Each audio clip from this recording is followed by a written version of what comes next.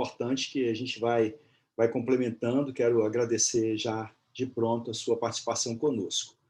É bom, inclusive, esse comparativo, né, com outras cidades, aquilo que vem acontecendo, acho que enriquece muito. Eu quero passar a palavra agora para a Bianca Kremer. Bianca é pesquisadora na organização Coding Rights, e quero o microfone aberto para você, tá, Bianca? Quero agradecer muito a sua disponibilidade de estar aqui conosco. Obrigada. Bom dia a todas, bom dia a todos. Eu quero agradecer à Comissão Especial, na pessoa do vereador Raymond, por fazer essa audiência pública, que tem o reconhecimento facial no consórcio Rio Luz como tema central. Eu agradeço também a oportunidade de representar a Coding Rights nesse espaço e saúdo a todos os presentes, os colegas cujo trabalho tanto me inspira e que muitas das vezes, não raramente, muita luta coletiva também no desenvolvimento de tantas pautas. Eu vou começar a minha fala no sentido de fazer um comparativo internacional. No dia 21 de junho, recentemente, nós tivemos 2 órgãos de defesa de privacidade na Europa que se posicionaram no sentido de incentivar uma proibição do uso de inteligência artificial e de reconhecimento facial em locais públicos. A alegação se dá no sentido de que existem riscos extremamente elevados decorrentes da identificação biométrica. Por que eu estou usando essa comparação em relação a esses órgãos de defesa de privacidade na Europa, os chamados EDPB ou EDPS? Porque nossa legislação de proteção de dados no Brasil, a LGPD, que entrou em vigor agora em 2020 e cujas sanções administrativas entrarão em vigor máximo agora em agosto de 2021, muito se inspirou nesse instrumento normativo. Aqui no Brasil, quando a gente fala de identificação biométrica, nós temos na LGPD a identificação desse instrumento como um dado pessoal sensível, ou seja, aquele que pode levar o indivíduo a uma situação de estigmatização social. E a LGPD traz um rol para alguns especialistas extensivo, para outros exemplificativo, mas traz um rol em que a identificação biométrica é considerada um dado pessoal sensível. No nosso decreto 10.046, o chamado Cadastro Base do Cidadão, nós também temos a conceituação de atributos biométricos, ou seja, o que são essas questões? São características biológicas e comportamentais. O reconhecimento facial vai trabalhar com esses atributos biométricos, ou seja, o que são essas características? São características mensuráveis da pessoa natural, e elas podem ser coletadas para reconhecimento automatizado. Por exemplo, palma das mãos, digitais, a retina, a íris dos olhos, né, formato da face, a voz e até a maneira de falar. Então, a gente adiciona a esse conceito o exemplo também do DNA e quaisquer outros sinais biométricos e comportamentais capazes de permitir essa medida por esse sistema. Mas esse desenvolvimento de reconhecimento facial não é um modelo simples. Esse desenvolvimento se dá por um modelo computacional. E o reconhecimento de faces não é uma tarefa trivial. Ele vai funcionar a partir da aplicação de técnicas de inteligência artificial, como, por exemplo, visão computacional e, em casos mais complexos, redes neurais. A Nina da Hora, especialista, cientista da computação, certamente será muito mais capacitada a falar sobre isso do que eu. Eu venho do direito, né? Então eu tomo assento no lugar que me cabe. Mas por que eu estou falando dessas questões? Porque essas tecnologias utilizam reconhecimento de padrões, ou seja, a partir de um banco de dados previamente estabelecido, né?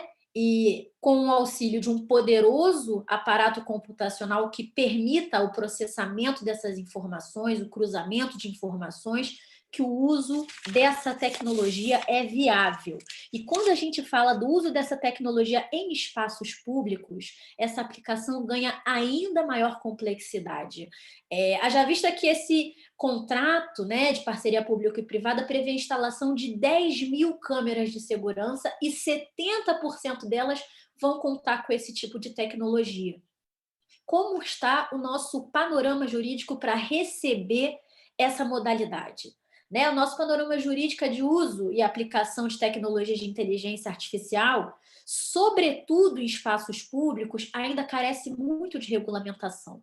O que nós temos até aqui? A Lei Geral de Proteção de Dados, mas que não trata exatamente sobre usos éticos da inteligência artificial, e lembrando que o reconhecimento facial é uma das aplicações de inteligência artificial, por meio dessas tecnologias que eu mencionei, redes neurais, visão computacional, e o que temos até aqui, no caso sobre inteligência artificial, é uma estratégia brasileira de inteligência artificial pelo Ministério da Ciência, Tecnologia e Inovação, que é muito pouco estratégica. Na verdade, o que a gente tem é uma verdadeira lista de desejos genérica, muito mais do que uma estratégia de usos éticos de uma tecnologia tão complexa no nosso tecido social. E somado a isso, nós temos uma Autoridade Nacional de Proteção de Dados em processo de estruturação. Na última semana, o órgão se reuniu com especialistas para uma reunião estratégica sobre os critérios a serem utilizados pela autoridade na avaliação de relatórios de impacto de proteção de dados. Relatórios esses que serão essenciais para medir o grau de possíveis danos que o uso dessa tecnologia por essa parceria público-privada, por exemplo, podem causar. E são relatórios que, até o momento, não temos informações ao certo de como vem se desdobrando, ou se de fato já foram ou vêm sendo realizados. Qual é o movimento nesse sentido? Ou seja, a gente tem um panorama regulatório ainda em processo de estruturação, principalmente sobre o uso de inteligência artificial em espaços públicos. Em tempo, a CodeWright realizou um estudo em janeiro de 2021, que foi capitaneado pelas doutoras Joana Varon e Maria Rafaela, sobre o uso de reconhecimento facial na verificação de identidades trans nos espaços públicos. E os resultados foram, de certa forma, até desoladores, quando foram levados em consideração questões como transparência, discriminação e proteção de dados sobre essa população tão vulnerável. E lembrando que nós somos o país que mais mata pessoas trans no mundo. Portanto, o enviesamento dessa tecnologia na aplicação sobre esses corpos nos espaços públicos é um processo que acompanha as tendências do nosso tecido social. Por fim, senhores, eu encerro a minha fala no sentido de fazer um convite para que nós pensemos a importância de termos mais transparências e dados sistematizados para monitorar esses possíveis erros de sistema.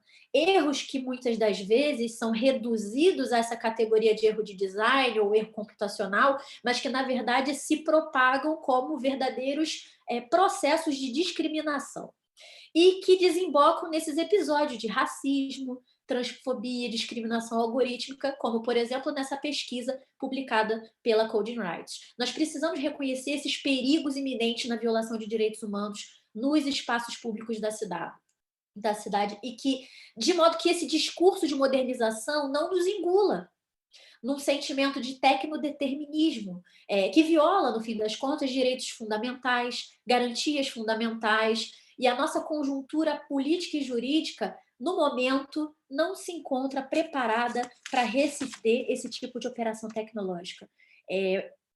E, por fim, também termino salientando que a CodeWright é integrante da Coalizão Direitos na Rede, uma rede independente de organizações da sociedade civil, ativistas e acadêmicos em defesa dos direitos humanos no ambiente digital.